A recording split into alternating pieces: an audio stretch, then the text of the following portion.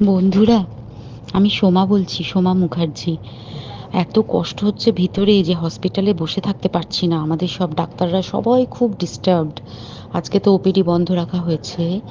তোরা জানিস সমস্ত ঘটনা শুনলাম, যা মানে সত্যিকারের ঘটনা, যেটা আরজি করের ভিতরের যে ডাক্তার তারা তাদের বন্ধু বান্ধব মারফত এটা ছড়িয়ে মানে এসছে আমাদের কাছে। অ্যাকচুয়ালি যেটা ঘটেছে সেটা হচ্ছে, আমি শুনে তো মানে বিশ্বাস করতেও নিজেকে কেমন লাগছে রে। প্রত্যেকটা আমাদের ওয়েস্ট বেঙ্গলের প্রত্যেকটা মেডিকেল কলেজে, বিশেষ করে কলকাতার সরকারি মেডিকেল কলেজগুলোর প্রিন্সিপালরা, ডিপার্টমেন্টাল হেডরা, প্রিন্সিপালরা বিশেষ করে, তারা পাশ করানোর জন্য স্টুডেন্টদের কাছে রীতিমতো টাকা নেয়। যেসব স্টুডেন্টরা, ইন্টার্নরা, পিজিটিরা যারা ভালো করে ক্লাস করে না বা থিসিস তারা জমা দেবে, পিজিতে তো থিসিস জমা দিতে হয়, তো যারা MBBS final year final pass করবে না সাপ্লি পাইয়ে দেবে, ইন্টার্নের কমপ্লিশন দেবে না, ইন্টার্ন হওয়ার পর কমপ্লিশন না দিলে তারা রেজিস্ট্রেশন নাম্বার পাবে না, এই সমস্ত ভয় দেখিয়ে টাকা পয়সা নেয়। সমস্ত জায়গাতেই এটা আছে। এর মধ্যে সব থেকে নিকৃষ্টের থেকেও নিকৃষ্টতম হচ্ছে সন্দীপ ঘোষ, প্রিন্সিপাল, যে তোর আমাদের কি বলে, আরজি কর মেডিকেল কলেজে। সেখানে ভাব যে ওনার একটা বিশাল নেক্সাস ছিল, যাতে উনি বেশ কিছু ইন্টার্ন, হাউস স্টাফ এদেরকে দিয়ে ওই নেক্সাসটা চালাতেন।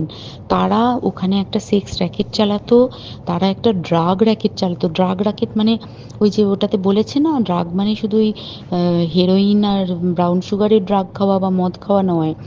ড্রাগ মানে হচ্ছে যে কম দামি, কম টাকায় যে ওষুধ পাওয়া যায়, যে ওষুধ, ওষুধ না জল ভগবান জানে, সেই ওষুধের মানে কোটি কোটি টাকায় যে টেন্ডার বেরোতো, সেই ওষুধ নিয়ে ওষুধ কোম্পানিগুলোর কাছ থেকে কোটি কোটি টাকা, সেই সমস্ত টাকার একটা বড় অংশ যেত পার্টি ফান্ডে, বুঝতেই পারছিস তাহলে।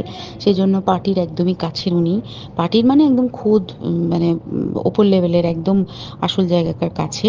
তো এবার উনি এই যে নেক্সাসটা চালাতেন, তাতে রীতিমতো কোন ইন্টার্নকে উনি পাশ করাবেন, কোন পিজিটিকে উনি থিসিস কমপ্লিট করাবেন, সেগুলো সব ভয় দেখিয়ে টাকা নিতেন।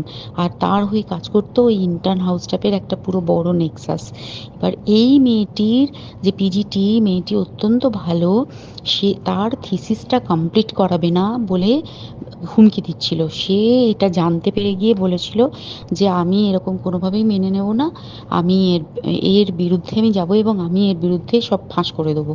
তখন তাকে রীতিমতো ধমক দেওয়া হচ্ছিল। এটা চলছিল লাস্ট 6 মান্থস ধরে।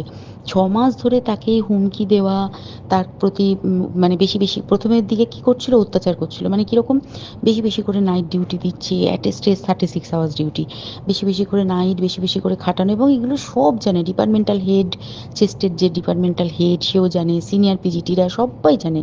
প্রিন্সিপালের নির্দেশেই হচ্ছে এবং ওনার নেক্সাসের ছেলেমেয়েরাই কাজ করছে। তারা 6 মাস ধরে এটা করেছে। করার পরেও যখন ওকে আটকাতে পারেনি, তখন কি করেছে, ওই দিনকে ওরা ঠিক করেছে যে দিনটাতে এই ঘটনাটা ঘটেছে, সেদিন কতখানি প্ল্যান্ড এবং গট আপ গেম দেখ। সেই দিন ওই ঘরে, ওই সেমিনার রুমে প্রত্যেক দিনই চারতলার আরও অনেকেই যারা সিনিয়র পিজিটি বা জুনিয়র পিজিটি, তারা কিন্তু বিশ্রাম নিতে যেত, অনেকেই ওই ঘরে যেত।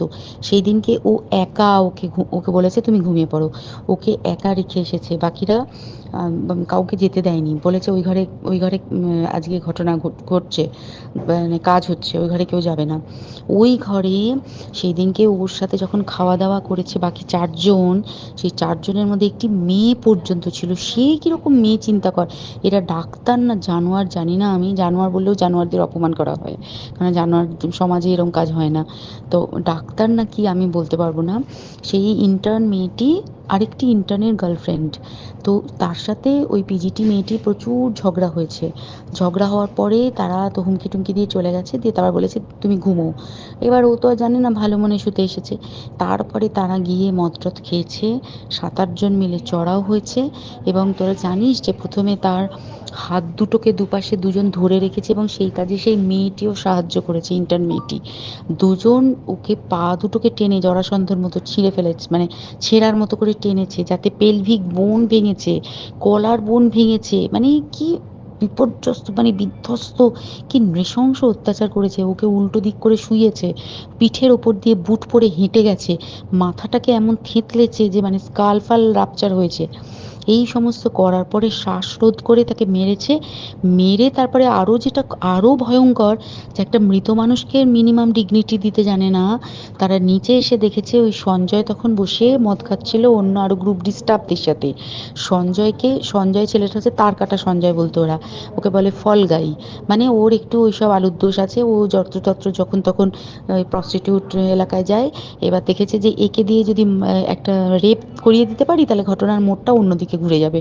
এইবার ওকে বলেছে, যা সেমিনার রুমে তোর জন্য রেখে এসেছি, যা তুই এবার গিয়ে কাজ করে দিয়ে আয়।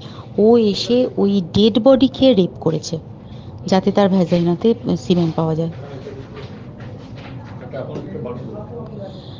তো এবার এই হচ্ছে, প্লিজ আমি নাম করে ফেললাম সব কিছুই।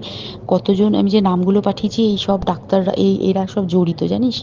কিন্তু কেউ কোনো প্রমাণ নেই, প্রমাণ লোপাটের জন্য সেদিনকে ওই ইন্টার্ন এবং ডাক্তাররা যে ওইখানের যে